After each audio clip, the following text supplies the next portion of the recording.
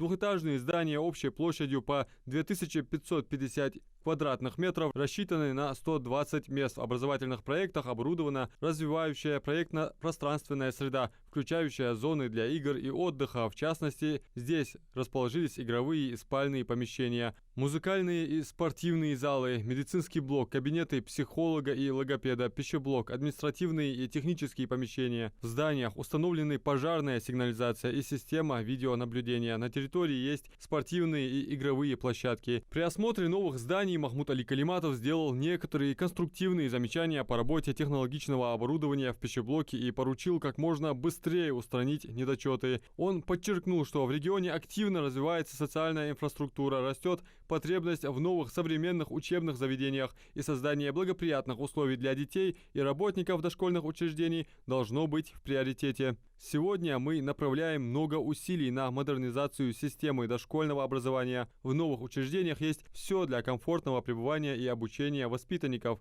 Предусмотрены различные возможности для развития творческих и физических способностей у детей. Немаловажно и качественное наполнение садиков современными учебно-методическими комплексами. Полноценное функционирование дошкольных учреждений позволит частично ликвидировать дефицит мест в ясельных и старших группах на территории города. Впереди еще много работы, которая продолжится до тех пор, пока не закроем все потребности населения в детских садах, подчеркнул глава, подводя итоги инспекционного выезда. Напомним, образовательные объекты возведены в рамках государственной программы развития образования.